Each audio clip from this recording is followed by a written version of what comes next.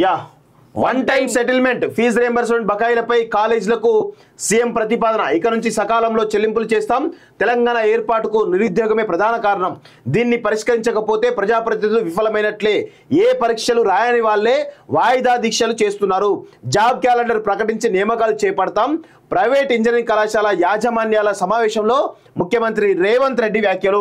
వినతి పత్రాల నుంచి పోస్టింగ్ ఇచ్చే స్థాయికి వచ్చా. యువత లక్ష్యాన్ని ఏర్పరచుకొని ముందుకు సాగాలి. తెలంగాణ డ్రగ్స్ రహిత రాష్ట్రంగా మారుద్దాం. కళాశాలలో నైతిక పోలీసింగ్ పాఠాలు నేర్పాలి. ఎన్ఎస్ఎస్ పోలీసు ఉన్నతాధికారులతో సీఎం అంటూ ఒకరిని చూస్తా ఉన్నాం. సో ఇక్కడ వన్ టైం సెటిల్మెంట్ అన్నారు కదా. గత 10 ఏళ్లలో ఈ యొక్క ఏదైతే ఫీజు రింబర్స్ సంబంధించినటువంటి బకాయిలు పేరుకపోయి లక్షలాది వేలాది మంది విద్యార్థుల యొక్క సర్టిఫికేట్స్ ఈరోజు కాలేజీలు ఇవ్వకుండా చాలా దుర్మార్గంగా వ్యవహరించినటువంటి ఘటనలు మనం చూసినాం. గత 10 ఏళ్ళలో కేసీఆర్ కనుక నిజంగా స్కీమ్ని ఇంప్లిమెంట్ చేసి ఉంటే చాలామంది లక్షలాది మంది ఎవరైతే చదువుకున్న యువత బయటకు వచ్చేసి ఉద్యోగాలు చేసే ఆస్కారం ఉండే. కానీ చాలా దుర్మార్గంగా వ్యవహరించడం ద్వారా ఈరోజు కేసీఆర్ హయాంలో విద్యారంగం వైద్యరంగం రెండు కూడా పూర్తిగా నిర్వీర్యం అయిపోయినాయి.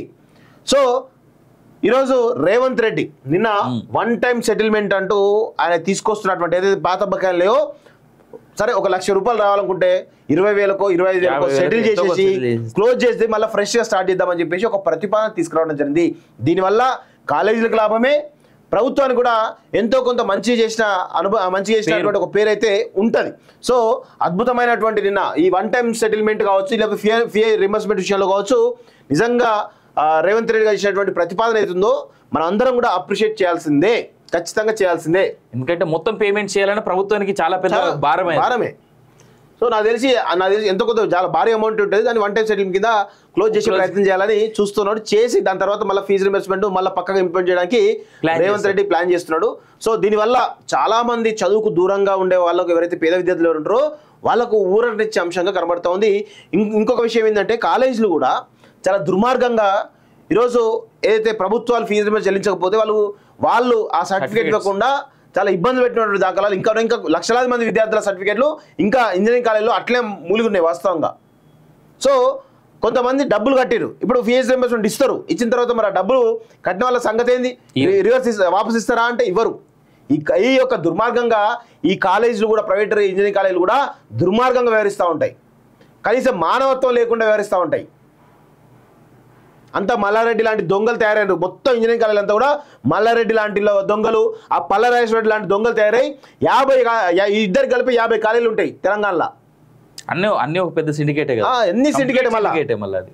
బట్ దీంట్లో ఒకటి క్లియర్గా ఏం చెప్తున్నాడు, జాబ్ క్యాలెండర్ ప్రకటించి నియామకాలు చేపడతామని చెప్పేసి. నాకు తెలిసి అసెంబ్లీ అయిపోగానే జాబ్ క్యాలెండర్కి సంబంధించి స్ట్రైట్ నోటిఫికేషన్ రాబోతుందని నిన్న మనకున్నటువంటి సమాచారం. అసెంబ్లీనే ప్రకటిస్తారంట క్లియర్గా. అసెంబ్లీనే జాబ్ క్యాలెండర్ ప్రకటించి యూపీఎస్సీ తరహాలో పెట్టాలనేటువంటి ఒక ప్రతిపాదన ఆయన తీసుకొచ్చే ప్రయత్నం చేస్తున్నారు. దీన్ని అప్రిషియేట్ చేయాలి మనందరం కూడా. కానీ ఇప్పటికి కూడా చిన్న సమస్యలు పెద్దగా బూచిగా చూపించేసి ప్రయత్నం చేస్తాడు, కుదరదు. ఎందుకంటే గతంలో కేసీఆర్ అసలు వినలే. నిరుద్యోగుల యొక్క గోస, వాళ్ళ అరిగోస అయితే వినలేదు. కనీసం ఈ ప్రభుత్వం ఈయన ప్రయత్నం చేస్తుంది. ఇక్కడ రేవంత్ రెడ్డి నిజంగా ఆ వీడియోలో ఒక్కటి ఇక్కడ సీఎం దృష్టికి ప్రతిదీ పోతుందా అనేటువంటి క్వశ్చన్ ఉన్న వాళ్ళందరికీ నిన్న ఆయన చెప్పగానే సమాధానం చెప్పి నా దగ్గర ప్రతిదీ వస్తుంది రాబాయ్ అని. అశోక్ గురించి వెరిఫై చేసిండు, జడ్సన్ గురించి వెరిఫై చేసిండు, మోతీలాల్ గురించి వెరిఫై, ఈ ముగ్గురు గురించి తెలుసుకున్నాడు, మిగిలిన విషయాల గురించి తెలుసుకుంటలేడా? ప్రతిదీ సీఎం దృష్టికి పోతుంది. అది రేవంత్ కాదు, కేసీఆర్ ఉన్నా పోతుండే. కానీ కేసీఆర్ ఎన్నడూ పట్టించుకోలే, ఈయన స్పందన ఇస్తుండు. అదొక్కటే తేడా. కేసీఆర్ ఇగ్నోర్ చేస్తుండే, ఈయన ఇగ్నోర్ చేయలే. ఈ విషయంలో మెచ్చుకోవాలి రేవంత్ ని.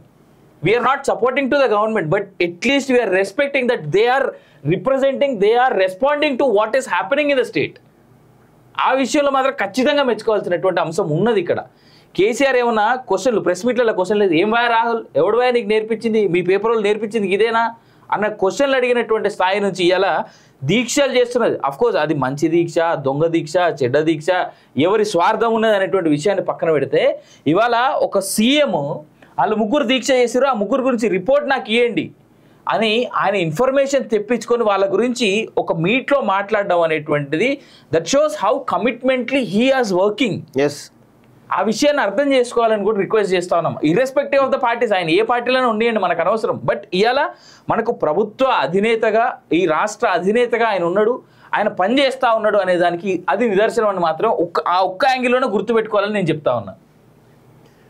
యా, ఇది ఒక న్యూస్ అయింది అనుకోండి. ఈ కింద కాంగ్రెస్లోకి అరకెప్పుడు కాదు, వీళ్ళు రాజకీయాలు, ఇదేమో అడ్మినిస్ట్రేషన్ సంబంధించినటువంటి అంశం. ఇది అటు ఉంటే ఇంకొక వైపు కాంగ్రెస్లోకి అరకపుడి గాంధీ.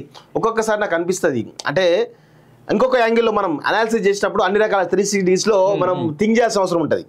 ఇంకొక యాంగిల్ నాకు ఏమనిపిస్తుంది అంటే, రేవంత్ రెడ్డి ఈ చేరికలు ఏవైతే జరుగుతున్నాయో దీని మీద చర్చ జరగకుండా ఇటు నిరుద్యోగుల మీద డైవర్ట్ చేస్తున్నారేమో అనేటువంటి ఒక చర్చ కూడా మన అనాలిసిస్ పరంగా చూస్తే ఖచ్చితంగా డైవర్షన్ పాలిటిక్స్ జరుగుతాయి. గతంలో కేసీఆర్ చేసిండు, ఇప్పుడు రేవంత్ రెడ్డి చేస్తారు కావచ్చు, తప్పేం లేదు.